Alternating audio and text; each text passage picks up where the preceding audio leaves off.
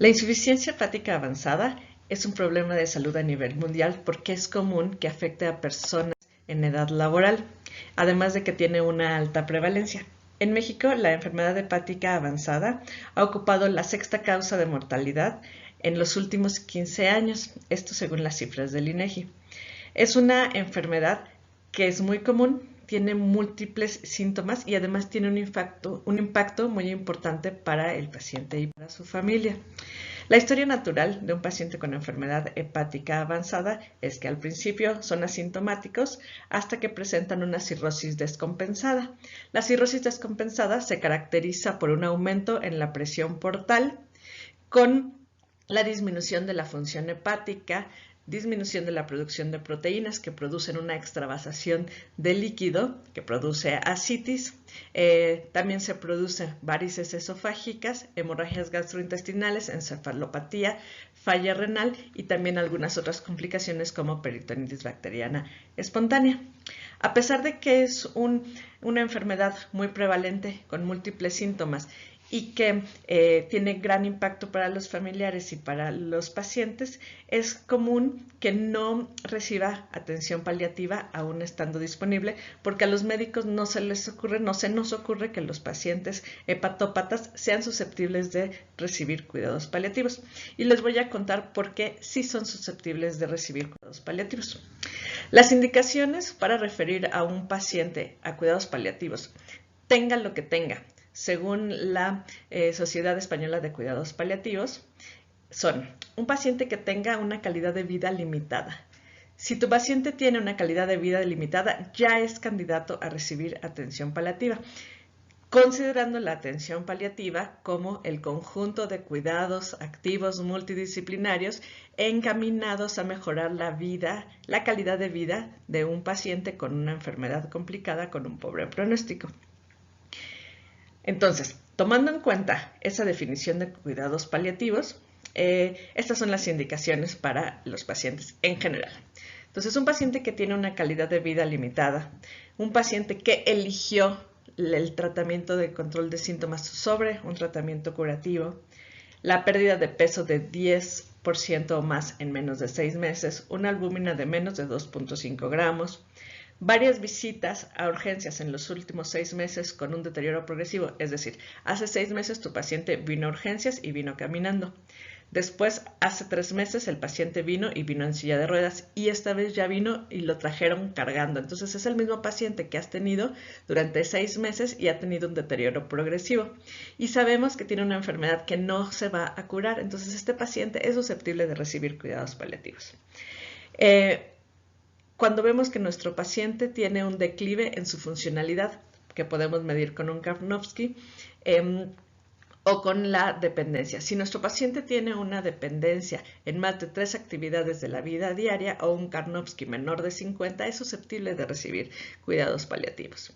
Si nuestro paciente ha tenido un declive reciente, es decir, nuestro paciente era un paciente hepatópata que había estado controlado, había estado en enfermedad sintomática o incluso sintomática, pero había estado controlado y de repente tiene una crisis muy importante, es susceptible de recibir cuidados paliativos. Es susceptible de recibir una atención multidisciplinaria encaminado a mejorar la calidad de vida tanto de su paciente como de la familia.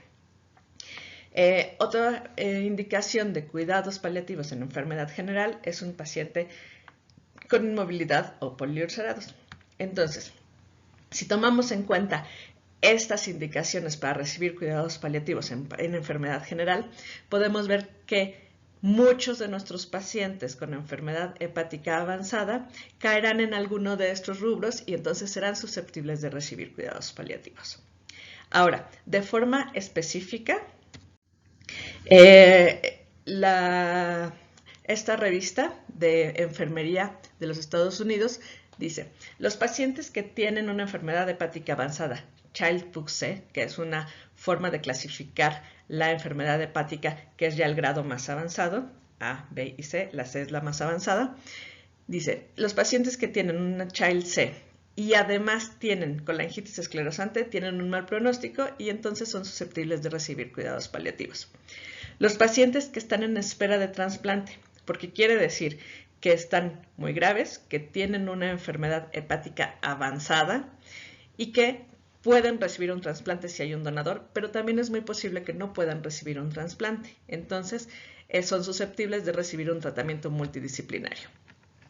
Los pacientes que tienen ascitis o encefalopatías refractarias, que han ido muchas veces, repetidas veces, o que no se les quita a pesar de recibir el tratamiento indicado.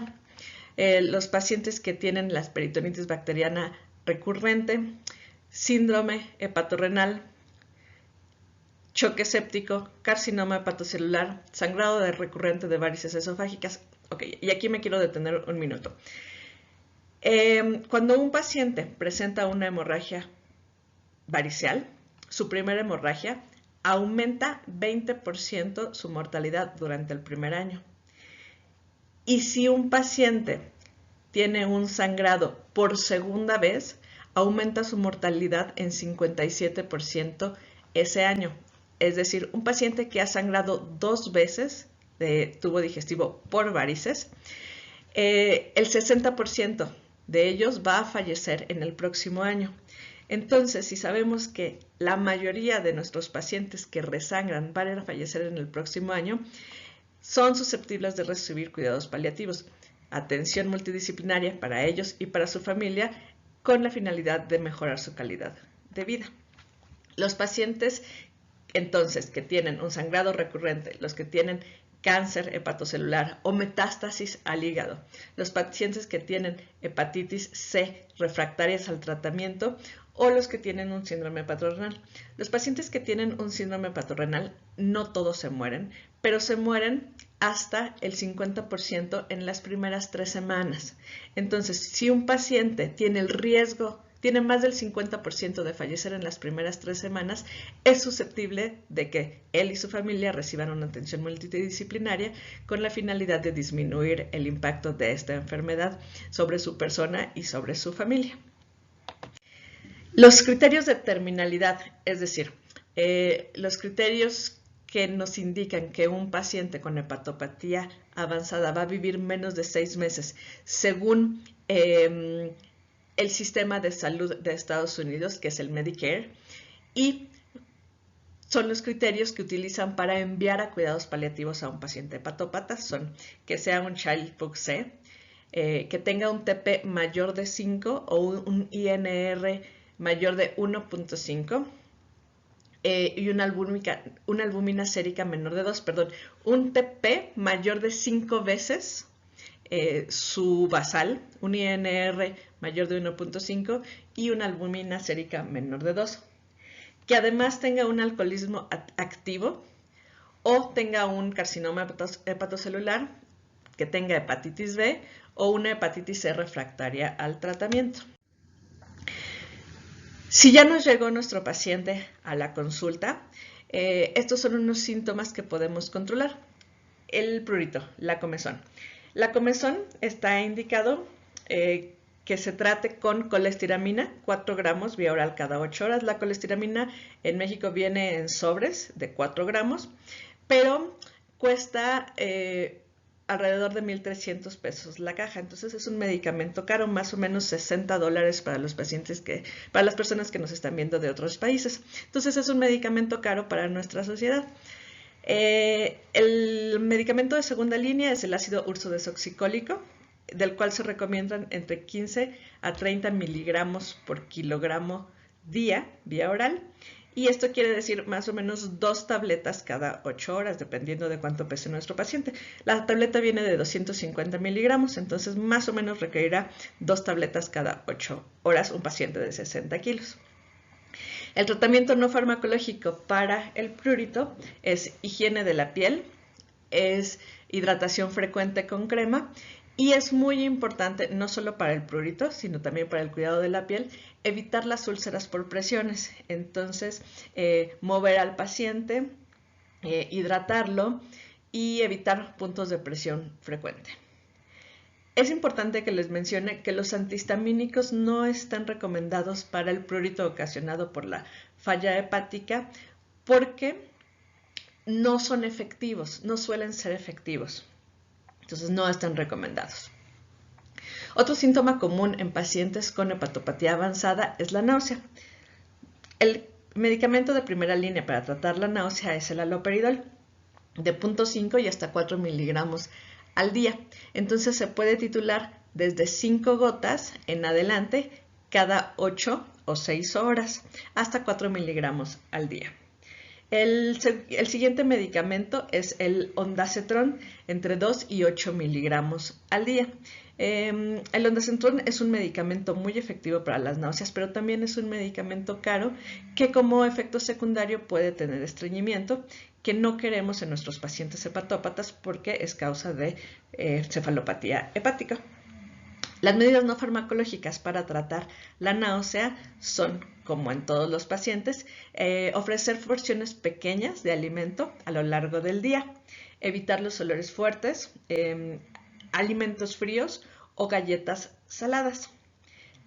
La ascitis es otro síntoma muy común en nuestros pacientes con enfermedad hepática. Y para el tratamiento está indicado los diuréticos, tanto inhibidores de la aldosterona como la espironolactona, cuya dosis es entre 100 y 400 miligramos al día. Ojo con esta dosis porque la presentación más común en México es de 25 miligramos al día. Entonces, para alcanzar la dosis inicial para el tratamiento de la ascitis, tenemos que dar 4 tabletas de 25 miligramos. O una de 100, pero las tabletas de 50 y de 100 miligramos de espironolactona suelen ser caras. Entonces, ojo con esta dosis de espironolactona para el tratamiento de la ascitis. Son 100 miligramos y de los 100 miligramos vamos a titularla hacia arriba. Otro diurético que está indicado es el furosemide, que está indicado desde 40 miligramos hasta 100 miligramos al día y también hay que titularlo. Consideraciones especiales es que los diuréticos de ASA y los diuréticos de inhibidores de la aldosterona producen deshidratación y producen desequilibrios hidroelectrolíticos que pueden producir efectos secundarios como calambres, dolor o deshidratación en sí, que nos puede llevar también a la encefalopatía hepática. Entonces tenemos que ser muy cuidadosos al recetar estos medicamentos, al titularlos y también al explicarle a nuestros pacientes y a sus familiares que esto puede ocurrir y que estén preparados y saber qué es lo que tienen que hacer. Cuando la ascitis causa disnea, cuando la ascitis estorba causa dolor o ya demasiada incomodidad abdominal, está indicado una paracentesis. Está indicada la paracentesis solo hasta que cause disnea o solo hasta que sea demasiado la incomodidad, porque es entonces cuando va a valer la pena, cuando el riesgo de hacer una paracentesis y producir una infección va a sobrepasar el riesgo de tener disnea y el riesgo de que te esté doliendo la panza. Entonces, si está indicada una paracentesis por una ascitis a tensión, se hará siempre de forma estéril, de preferencia en el consultorio o en hospitalización, y siempre estaremos indicando albúmina después de los primeros 4 litros evacuados, 8 gramos por litro después de los 4 primeros litros evacuados. Para pacientes que tienen ascitis refractaria y su pronóstico de vida es corto, puede estar indicado un catéter a permanencia para drenar la ascitis en el hospital, o incluso si los cuidadores son muy capaces, hay personas muy hábiles, si sus cuidadores son hábiles y suficientemente capaces de comprender un proceso estéril y realizarlo, podemos colocarle un catéter a permanencia, ya sea un catéter tunelizado tipo TENCO o un catéter venoso del tipo venoso central, que se puede utilizar para realizar paracentesis frecuentes. Sin embargo, aún con técnica estéril, hasta el 15% de los catéteres a permanencia para ascitis se suelen infectar en la primera semana. Entonces, debemos ser muy cuidadosos a quién le indicamos este tipo de catéteres. Tiene que ser un paciente con ascitis refractaria y que los cuidadores sean capaces de realizar un procedimiento estéril. Aún así, indicar tratamiento profiláctico antibiótico. Otro síntoma común es la desnutrición y la caquexia en pacientes con hepatopatía avanzada, para lo cual no hay un tratamiento farmacológico específico que esté recomendado, y lo que se tiene que hacer es recomendar de 1 a 2.5 gramos de proteína al día. Es importante comentarles que la gente que tiene una hepatopatía avanzada no va a querer comer por varias razones. Una es por la restricción de sal que está recomendada para el tratamiento de la ascitis. Otra razón por la cual no comen los pacientes que tienen una hepatopatía avanzada es porque el hígado deja de producir proteínas que se utilizan para hacer proteínas musculares, y un músculo que se ve afectado son los músculos masticadores. Entonces tienen pobre masa muscular en los músculos masticadores, que produce que se cansen mucho al comer. También hay producción de productos de azufre por los pulmones que cambia el sabor de la comida, y también tienen afección directa a las papilas gustativas. Entonces las personas que tienen una hepatopatía avanzada no van a querer comer porque no les sabe rica la comida. Y para esto pues es hacer cambios en la alimentación hasta encontrar algo que les guste, que cumpla los requerimientos de proteína y procurar dárselos. Entonces es necesario platicar con nuestro equipo de nutrición y integrarlos al tratamiento de nuestro paciente. También es importante comunicarle a los cuidadores que en algún momento, cuando esté muy avanzada la enfermedad, el paciente ya no va a querer comer. Y ya no va a querer comer porque está al final de su vida.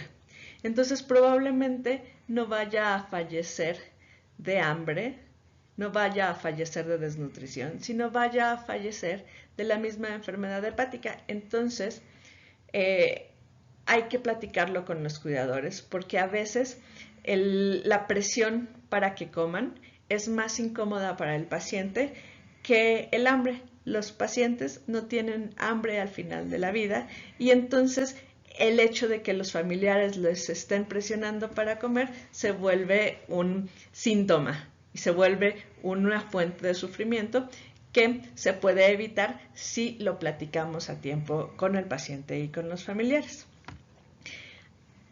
Otro síntoma importante es la encefalopatía hepática. La encefalopatía hepática se trata con lactulosa entre 30 y 90 mililitros al día, espaciados en dosis de cada 8 horas. La rifaximina trata de 400 miligramos cada 8 horas. La rifaximina viene en tabletas de 200 miligramos, entonces está indicada 2 tabletas cada 8 horas. Cuando ya está instalada la encefalopatía, se puede agregar al tratamiento enemas con lactosa, o también L-ornitina, L-aspartato, que se puede administrar por vía oral, por medio de sobres o por vía intravenosa. El tratamiento no farmacológico, curiosamente, es asegurar un aporte proteico de 20 gramos al día como mínimo, y por supuesto tratar los factores desencadenantes. Es muy importante que hablemos con nuestro paciente y con la familia de nuestro paciente que la encefalopatía hepática es un padecimiento que es posible que les ocurra. Entonces, informarles cuáles son los síntomas, los primeros síntomas, que de repente nuestros pacientes ya no pueden hacer cálculos sencillos como ir a la tienda, como calcular los cambios, como contar cosas, y le dicen, no, mejor cuenta tú. O que empiezan con alteraciones del ciclo sueño-vigilia y empiezan a estar más despiertos por la noche y dormidos todo el día, o empiezan a temblar, empiezan a confundirse, pueden estar agresivos o muy somnolientos, incluso llegar al estado de coma. Entonces, contarles todo este espectro de síntomas a nuestros pacientes y también a nuestros cuidadores para que estén al pendiente y se trate la encefalopatía en la etapa temprana, que es más fácil revertirla a una encefalopatía avanzada. Otro síntoma, otro padecimiento común en los pacientes con hepatopatía avanzada es la peritonitis bacteriana espontánea en pacientes que tienen ascitis. La barrera inmune se debilita y hay un excelente caldo de cultivo porque hay muchas proteínas en el líquido de ascitis, entonces crecen las bacterias muy rápido. Es muy común que los pacientes que tienen ascitis por tiempo prolongado tengan una peritonitis bacteriana espontánea. Y los síntomas son dolor. El tratamiento, ya que se diagnosticó y se diagnostica con un citoquímico del líquido peritoneal, en el que se cuentan más de 250 neutrófilos por milímetro cúbico, el tratamiento será cefotaxima 2 gramos intravenoso cada 12 horas u ofloxacino 400 miligramos cada 24 horas. El tratamiento, en teoría, y lo ideal es que sea intrahospitalario, pero en nuestros pacientes que tienen una enfermedad hepática avanzada, que ya no queremos que vayan al hospital porque es más molestia para ellos y para su familia, pues también se podría tratar en casa vía oral. Otro síntoma muy común que debemos comunicárselo a nuestros pacientes que puede ocurrir y qué hacer en caso de que ocurra es la hemorragia de tubo digestivo, para lo cual la primera indicación, a menos de que hayamos platicado otra cosa con nuestros familiares y nuestro paciente, es acudir a urgencias y donde se le brindará un soporte hemodinámico y respiratorio normal como cualquier otra persona, con transfusiones si es necesario, con reanimación hídrica. El tratamiento farmacológico de elección es la terlipresina, 2 miligramos cada 6 horas. Y la ligadura de varices esofágicas, o si están en el estómago las varices que están sangrando, con esclerosis con cianoacrilato. Como prevención se puede utilizar el propanolol, pero no está indicado para la fase aguda.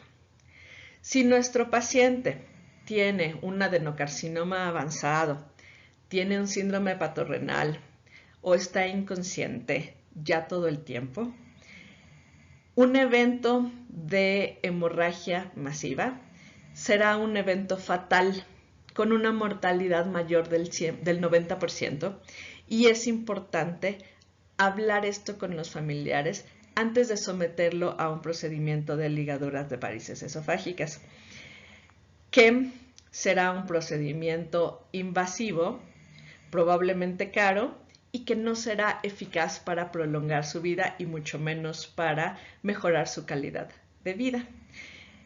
Para las personas que se decida no realizar una ligadura de varices esofágicas, entonces se puede ofrecer sedación paliativa y también se pueden ofrecer medidas de control como taparlos con mantas negras, oscuras y absorbentes que disminuyan el impacto visual de la sangre, que suele ser muy impactante. Contarles que eso puede pasar. Y si nuestro paciente tiene una infección por VIH, por virus de hepatitis C o B, que se pueden transmitir por la sangre, capacitar a nuestros familiares, a nuestros cuidadores, para el manejo de los residuos con sangre.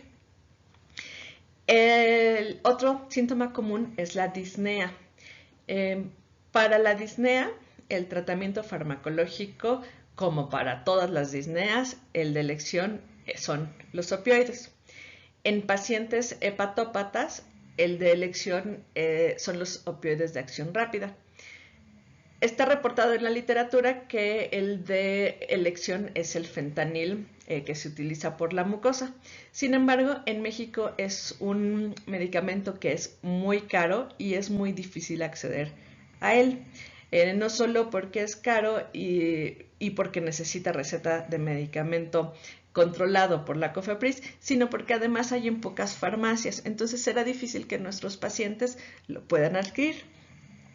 En cambio, podemos titular la buprenorfina, que aunque es un medicamento, tampoco es barato, no es tan caro como el fentanil, es un poco más fácil acceder a él.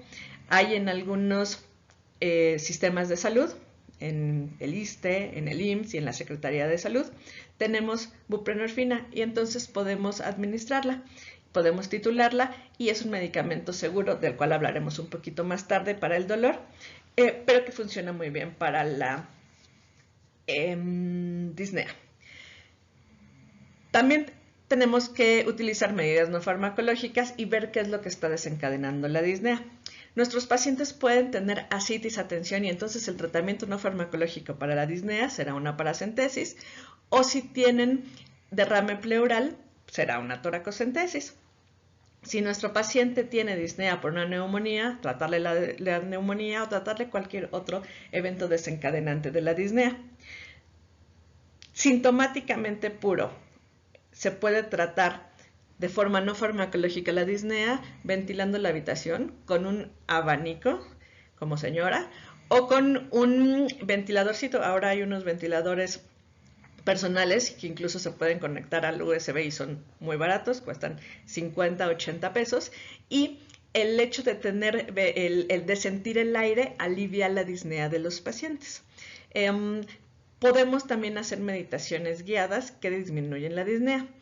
Ojo con las meditaciones y los pacientes hepatópatas, los pacientes encefalópatas no podrán apegarse a una meditación guiada porque requiere concentración que muchas veces los pacientes encefalópatas no tienen. Para el tratamiento del dolor es importante saber que es un síntoma muy frecuente en nuestros pacientes con hepatopatía avanzada. Hasta el 65% de ellos tienen dolor y de estos el 30% es dolor severo. Y suele no tratarse de forma eficaz porque los médicos tenemos miedo a los efectos secundarios. ¿A qué efectos secundarios?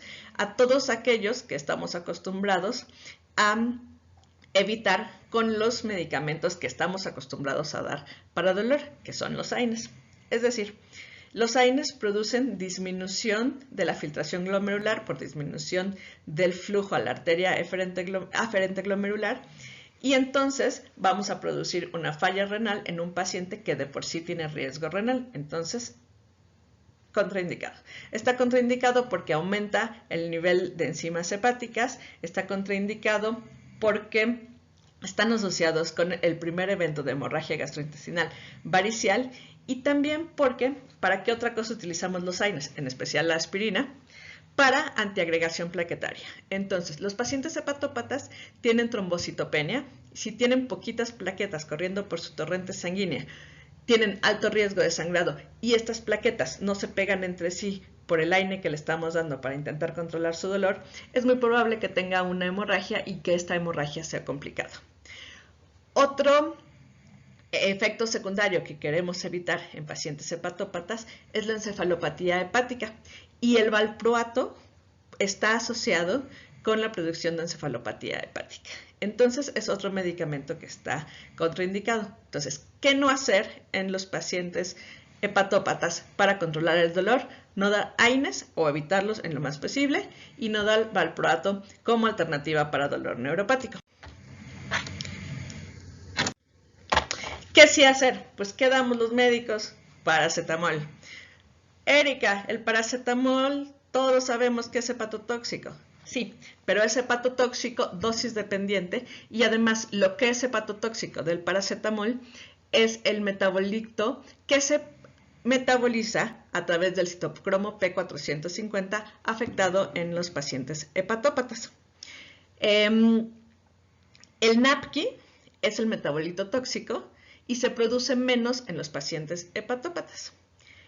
El paracetamol se metaboliza por glucuronidación y sulfación, que está conservado en los pacientes hepatópatas avanzados. Entonces, el paracetamol es un medicamento seguro y eficaz. Y la dosis recomendada es entre 2 y 3 gramos al día. Sí que se recomienda bajar la dosis en comparación con un paciente que no tiene hepatopatía, pero es un medicamento que sigue siendo suficientemente seguro. Hasta 1 gramo cada 8 horas podemos administrar de paracetamol. Erika, nos dijiste que hasta el 30% de los pacientes que tienen dolor y hepatopatía van a tener un dolor intenso, al que no vamos a alcanzar con paracetamol. Entonces, ¿qué hacemos? Pues entonces, para un dolor intenso, para un dolor severo, como para todos los dolores severos, están indicados los opioides. Los opioides sí se metabolizan por el citocromo P450, que sí está afectado en los pacientes con una hepatopatía avanzada. Y por ello hay que tratarlos con cuidado. Sin embargo, podemos darlos. Hay que considerar que la morfina, que es el opioide por excelencia, si se da por vía oral, va a tener una mayor biodisponibilidad y que además su vida media estará aumentada. Entonces, sí se puede dar, hay que titularla con mucho cuidado y hay que considerar que la vida media estará más alargada y entonces debemos prolongar el intervalo entre dosis y dosis.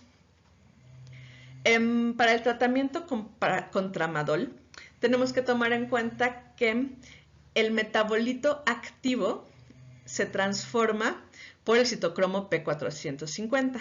Entonces, es posible no obtener un buen efecto analgésico con dosis terapéuticas normales y al contrario, tener efectos secundarios antes de tener un buen efecto analgésico. Entonces, tener cuidado, no está contraindicado, pero es posible que no alcancemos la dosis, el efecto que queremos con las dosis acostumbradas.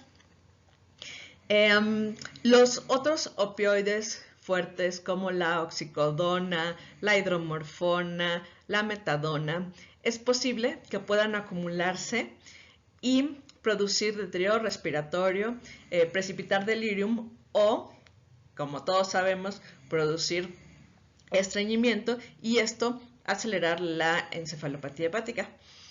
Para ello, pues podemos dar medidas antiestreñimiento, pero también hay presentaciones que tienen naloxona o naltrexona que, bueno, pues también cabe mencionar que son caras, pero existen y es posible administrarlas.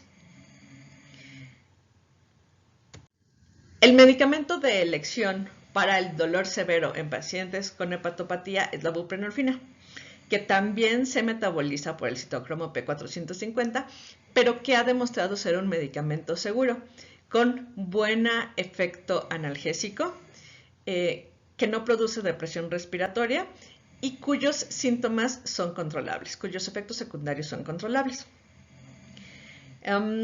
Si nuestro paciente tiene además un dolor neuropático, que es muy común por el alcoholismo crónico, por la diabetes, por la deficiencia de tiamina o por hepatitis C, entonces se recomienda coadyuvar el tratamiento de dolor con gabapentinoides como gabapentina o pregabalina.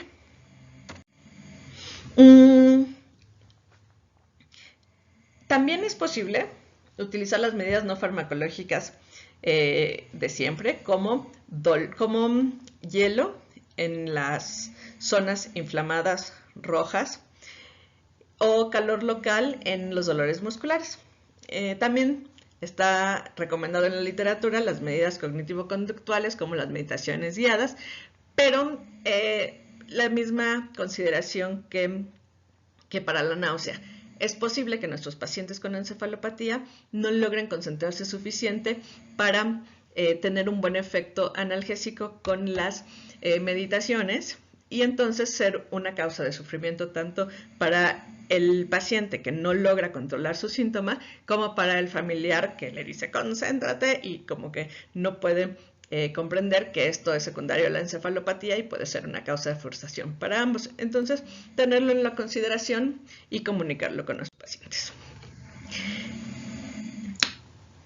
La enfermedad hepática suele asociarse a conductas desagradables, a conductas reprobables, a malas conductas, a ser alcohólico, a ser drogadicto, a ser promiscuo y entonces tanto los familiares como el paciente y también el personal de salud, consciente o inconscientemente, culpabiliza al paciente de tener esta enfermedad.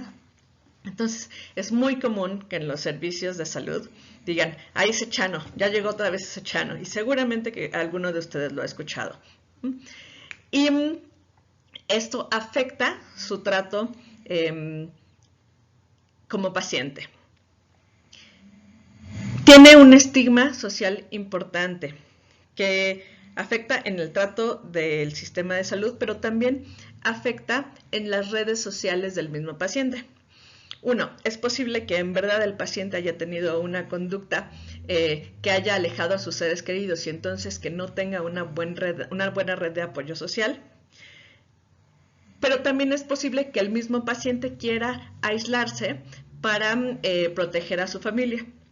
En ambos casos, cuando veamos que una red de apoyo está muy escasa en un paciente vulnerable, debemos de acudir a nuestro equipo multidisciplinario, a psicología y también a trabajo social, para ver cuáles son nuestras opciones para el mejor trato de nuestro paciente. Un paciente con hepatopatía va a tener este estigma social de que fue su culpa, de que es malo y de que se lo merece. Esto produce aislamiento.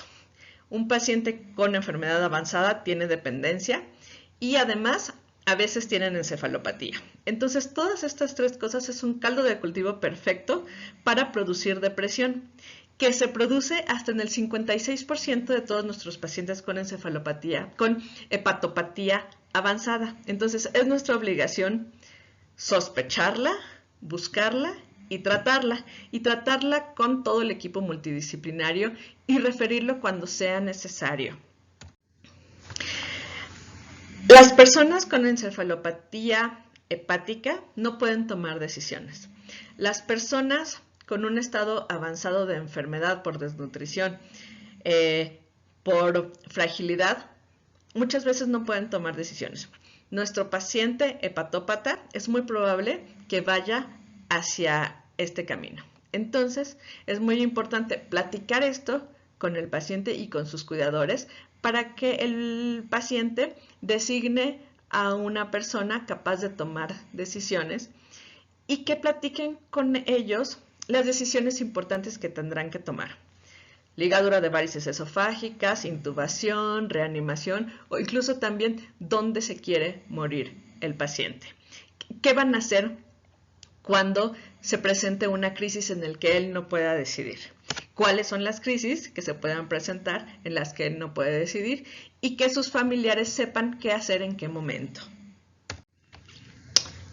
Las sugerencias que nos da esta asociación americana es invitar al paciente a que acuda con un familiar o amigo, que acuda acompañado, agendar reuniones especiales para tratar puntos especiales, plantear la muerte como un espectro del pronóstico cuando ésta se vea cercana, considerar el equipo multidisciplinario, como ya lo hemos venido diciendo, y brindar material impreso para los cuidados y un contacto para que los cuidadores y el paciente puedan acudir. Todos nuestros pacientes tienen nuestro contacto telefónico y ahí pueden resolver muchas dudas sin tener que venir al hospital. Este es un material que hicieron los enfermeros de España, que es un material muy bonito, que es gratuito, que podemos imprimir de forma gratuita y bajarlo de internet, y brinda guía para los cuidadores y es un material muy útil.